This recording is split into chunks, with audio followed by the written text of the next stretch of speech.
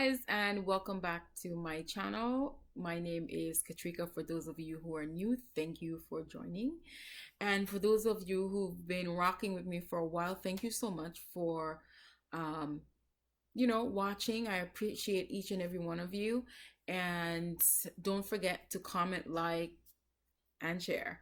So I hope you guys are doing well. You guys, the weather is turning and it's turning. And so the leaves are changing, which is gorgeous. It's so pretty. That's one of my favorite things about fall, about autumn, is the changing of the colors. And the weather today, the temperature today is actually really nice. We're in the 20s, you guys, and it's October. We're in the 20s. It's beautiful. The sun is shining, and it's not that deceptive sunshine that you think, I can go outside in a t-shirt, and then you go outside and you have to run back in because it's so cold. No, it's actually nice and warm outside. So I'm so grateful, you guys. But yeah, I hope you guys are doing well. And thank you again for tuning in. I do appreciate it. So this week I want to talk about decision making because my husband and I, we're in a process of making some really um, heavy decisions, and I struggled a lot, and I've learned some insights. I've gained some insights that I'd like to share with you guys if you guys are also in a season of change. And so this week, it's all about decisions. Who is making your decisions for you, and the benefits of really reaching and sticking to a decision. So I know um, decisions are not always that evident, and they're not always easy to reach. So in your personal life, there are day-to-day decisions that you make, there are mid-range decisions that you make, and then there are the more long-term decisions that you make. If you are an entrepreneur or looking at it from the business side, think of it more as operational, tactical, and strategic. And I find that, so the strategic decisions will be the long-term ones. And I find that those are the ones for me where I have the most trouble, because I find that for the most part, not always, those are the ones that are more consequential. And so if you find yourself, do you find yourself like revisiting a decision that you thought you've made? Like you keep going back to it over and over and over again, so much so that you find yourself in a loop? Or are you avoiding making a decision altogether? So for me, what I find that has been helpful is I break that decision down. Is this a day-to-day decision, a mid-range, or a long-term decision?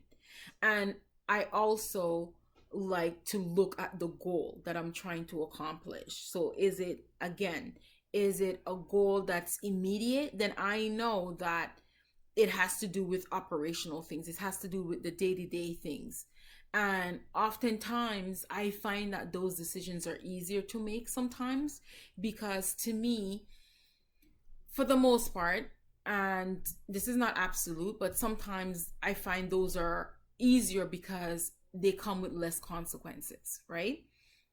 Now, those long-term goals can really get us like bogged down in a quagmire, because you're like so afraid to make a decision because the decision can be really life changing.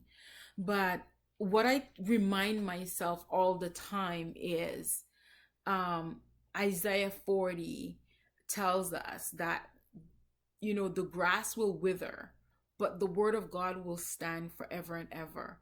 And the word of God tells me that um God has an expected end for my life. He has a purpose for my life. So if I turn over my plans to him and rely on him for guidance, that gives me a lot more comfort than if I were out here trying to do this thing on my own. So Another thing that I find that sometimes we get caught up in is we are afraid of what others might say.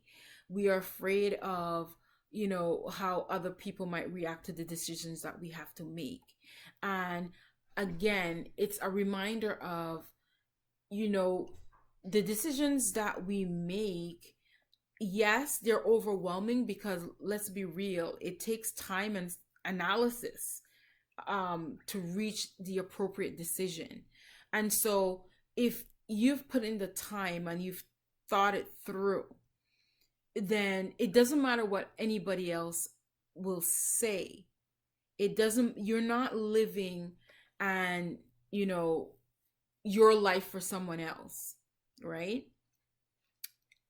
Even though we may respect those that are around us, some people, sometimes your family members are very strong will, strong opinion, and you might tend to shy away or lean into what they might want for you. But I want you to ask yourself, if is that always the right decision to make? Allowing other people to sway in your decision making. So another thing I would counsel is don't allow your voice and your goals to be drowned out in the decision making process by the voice of someone else. And finally, the thing that I want to just bring home to us is, sometimes when we delay, what does that delay cost us? There are benefits to reaching a decision and being decisive and being quick about it. Sometimes we don't have the luxury of time. Yes, there are certain decisions that require time and analysis, but then there are certain decisions where we need to be quick and we need to be firm. And so I don't want us to miss out on the things that are in store for us because of our inability to make a decision. So pull the lever. It's very few decisions that we make will be life and death.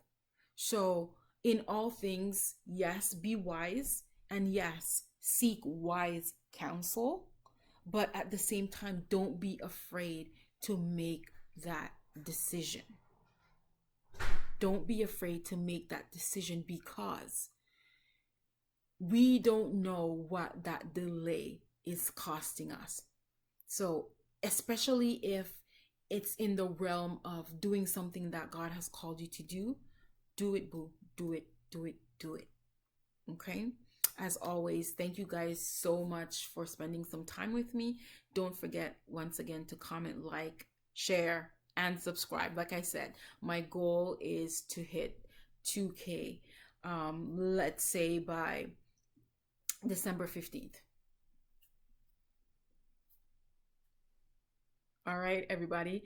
Again, I really do appreciate each and every one of you. Thank you for tuning in and staying tuned in. I will see you in my next video. Merci beaucoup. Je vous apprécie. À la prochaine. Take care, everybody. Bye-bye.